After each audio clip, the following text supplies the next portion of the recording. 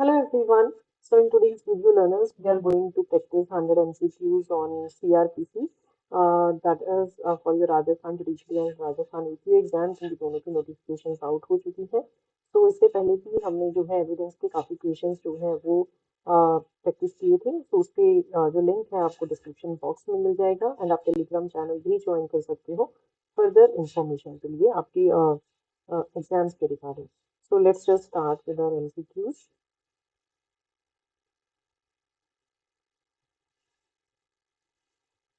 So this is your first question. Which of the following is a process to compel the appearance of persons before the criminal courts?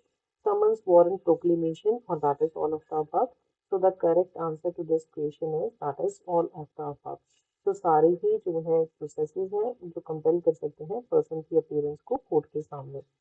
Next question is any person aggrieved by refused on the part of a police officer in charge of a police station to record the information in cognizable offence may under section 154(3) of the CRPC send the information in writing and by post too. तो अगर जो है police officer जो है नहीं register करता है FIR cognizable offence में, तो कौन सी रेमेडी प्रोवाइड की गई है, इंफॉर्मेशन जो है पर्सन एग्रीड जो है वो सेंड कर सकता है राइटिंग में पोस्ट से किसको? So that can be sent to that is SP Superintendent of Police. This is given under your section 154(3).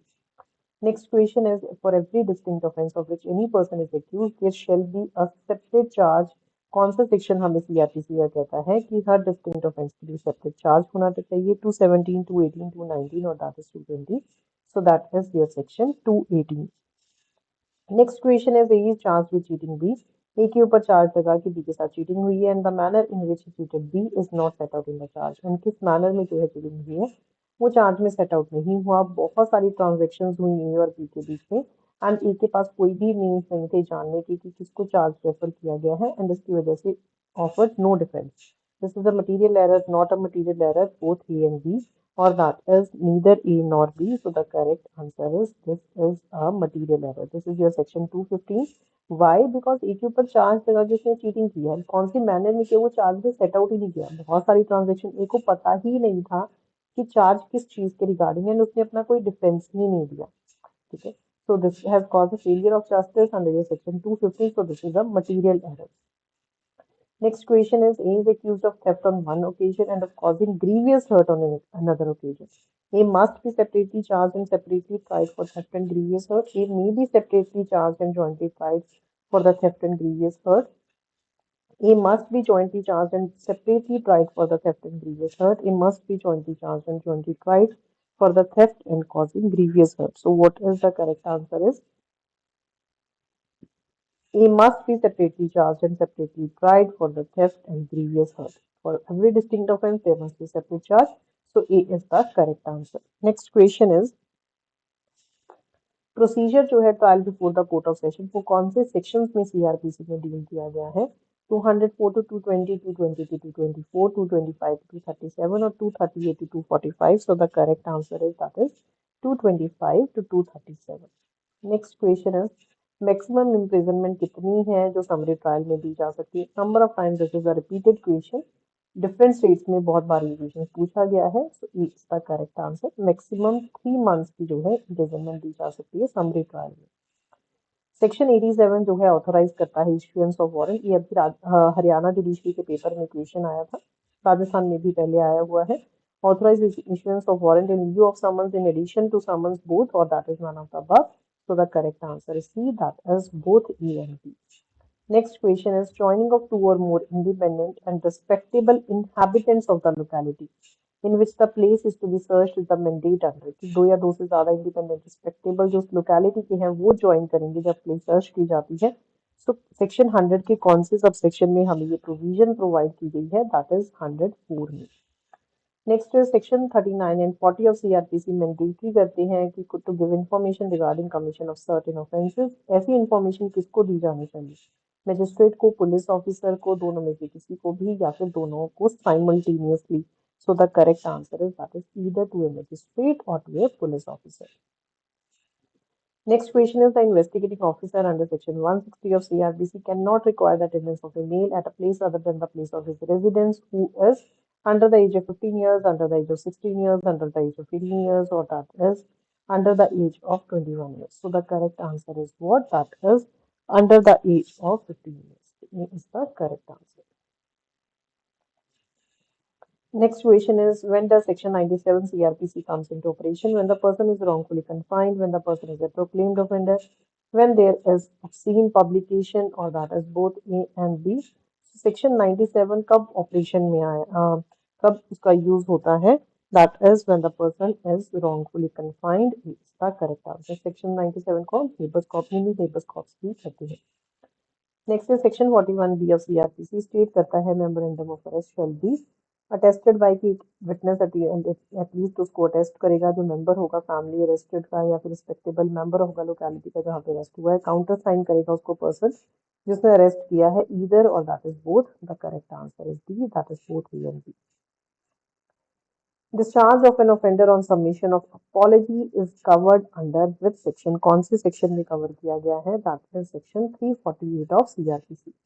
Next is a person जो फेल कर जाता है अटेंड करने के लिए, कोई भी फेल करता है अटेंड करने के लिए, being serve with an order, कि वो जो है इन्वेस्टिगेटिंग ऑफिसर को ऑर्डर को माने अंडर सेक्शन 160. वो कौन से सेक्शन के अंडर जो है लाइबल है, क्योंकि वो ऑर्डर को नहीं मान रहा है इन्वेस्टिगेटिंग ऑफिसर के. So that is liable under section 174 of IPC में this provision is given. In a summons case instituted on a complaint, the accused has been summoned is liable to be acquitted. अगर कोई समन case institute हुआ है complaint के ऊपर, तो accused जिसको समन किया गया उसको एक्यूट किया जा सकता है 256 ऑफ सीआरपीसी में कंप्लेनेंट की डेथ पे on account of non appearance of parties both A and B, और that is only A and not B. So the correct answer is that is both A and B.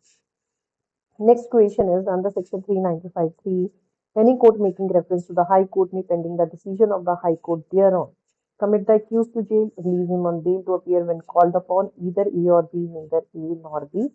So what is the correct answer is that is either A or B. So अगर जो है reference pending है तो high court जो है जब तक pending है रेफरेंस तो हाई कोर्ट के डिसीजन आने तक कमिट कर सकती है accused को जेल में या फिर रिलीज कर सकती है उसको बेल पे to appear जब भी उसको बुलाया जाए. Next question is under section 357 an order of compensation can be passed by trial court, appellate court, high court or session court, both or that is only B. So कौन कर सकता है? That is both E and B. Next is who is entitled to compensation for the loss or injury caused by the offense to the deceased victim? Wife, children, parents or child? D is the correct answer. That is all of the above. A person released under section 360 में जिसको release किया जाएगा तो is acquitted of the offence. Not acquitted उसको वापस बुलाया जा सकता है इम्पोजिशन ऑफ सेंटेंस के लिए. अगर वो फेल कर जाए कुछ कंडीशंस को मानने के लिए, can not be called back and sent to prison. That can be called back. उसको वापस बुलाया जा सकता है अगर वो फेल कर जाए to confirm to conditions. In any case where the court could have dealt with an accused under section 360 or under the probation of offenders act but has not done so. कोई भी ऐसा case जहाँ पे accused ने deal किया है under section 360 or probation but has not done so, it need not record any reasons for not having done so. उसको record करने पड़ेंगे कि क्यों उसने ऐसा नहीं किया है. रिकॉर्ड करने पड़ेंगे बट कुछ स्पेशल सर्कमस्टांसेस नहीं, और that is none of the above. तो इट मस्ट उसको स्पेशल रीजंस रिकॉर्ड करने पड़ेंगे कि क्यों ऐसा नहीं किया है कोर्ट ने, जहाँ पे कोर्ट डेल्ट कर सकती थी 360 में या प्रोबेशन ऑफ ऑफेंडर्स में कि why the court has not proceeded under that. Who can get a copy of the judgment? So किसको जजमेंट की कॉपी मिल सकती है? That is all of the above. Next question is no appeal shall lie from any judgment order of a criminal court except as provided by. कोई भी appeal या judgement जो है लाई नहीं करेगी. So the correct answer is that is both A and B. Appeals by the state under section 377 against inadequacy of sentence must be filed within a period of that is 60 days. 60 दिन के अंदर appeal file करनी होगी. Next is अगर कोई criminal appeal है and accused की death हो जाती है, तो किसी क्रिमिनल अपील में एक्यूज की डेथ हो जाती है, उसके रियल रिलेटिव्स जो हैं नियर रिलेटिव्स कंटिन्यू करना चाहते हैं, तो कितने टाइम पीरियड में अप्लाई करना होगा? That is to be apply within 30 डेज. सीआरपीसी में कौन सी प्रोविजन नहीं है? सीआरपीसी में रिव्यू की प्रोविजन नहीं है, रेफरेंस और रिवीजन की है, अनलाइक सीपीसी जिसमें तीनों प्रोविजन है. Reference under section 395 is always made about some question of law, can be made in a pending case, can only be made to the High Court, or that is all of the above. That is all of the above. Next question is high courts power of revision is provided under which section. जो high court की power of revision है वो कौन से section में provide की गई है? That is section 401 of CrPC. High court exercise कर सकता है अपनी रिवीजनल पावर्स को suo motu on the petition of the aggrieved party on the application of any other person और that is all of the above. That is all of the above. Suo motu भी कर सकता है on its own motion, aggrieved party की petition पे या फिर किसी और पर्सन की एप्लीकेशन पे भी। कितने साल में जो है लाइफ इम्प्रिजनमेंट को कम्यूट कर सकती है गवर्नमेंट? कितने साल? That is 14 years. Life imprisonment को मिनिमम जो है 14 साल की सजा काटनी ही पड़ती है। नेक्स्ट इज 437 में what is provided is non bailable offence के रिगार्डिंग जो है हमें प्रोविजन दी गई है। सी जो इसमें है आपका ओनली बीवी है, इसको नन ऑफ द अबव कर लो because this is contradictory. Next question is कौन सा लीडिंग केस है एंटीसिपेटरी बेल के ऊपर? Gurbaksh Singh Sindhia versus state of Punjab, Gurcharan Singh versus state, Rahul Narendra Singh versus state और that is all of the above. So the landmark judgment on anticipatory bail is Gurbakh Singh Sindhia versus State of Punjab. Next is bell grant करने के बाद भी उसको cancel किया जा सकता है। कौन से सेक्शन के अंडर उसको कैंसिल किया जा सकता है? That can be done under 437(5) में भी, 439(2) के अंदर भी। बेल अमाउंट अगर एक बार फिक्स कर दिया मजिस्ट्रेट ने, उसको मजिस्ट्रेट रिड्यूस कर सकता है, हाई कोर्ट या कोर्ट ऑफ सेशन कर सकती है, दोनों कर सकती है। नहीं रिड्यूस किया जा सकता, हाई कोर्ट या कोर्ट ऑफ सेशन कर सकती है। नेक्स्ट क्वेश्चन इज इफेक्ट क्या होगा ट्रायल अगर किसी रॉन्ग प्लेस में कंडक्ट किया जाता है? तो विशिएट हो जाएगा if caused failure to justice. तो these were the questions on CrPC learners. अगर आपको और क्वेश्चंस जो है वो प्रैक्टिस करनी है तो आप जो है that is you can just like the channel, subscribe the channel and you can just let me know in the comment box. We will discuss more questions आपके ये पार्ट में आएंगे। So total 100 questions we will revise for your Rajasthan Judiciary and Rajasthan EPU. And for more videos learners, you can just like the channel and subscribe the channel. Thank you so much everyone.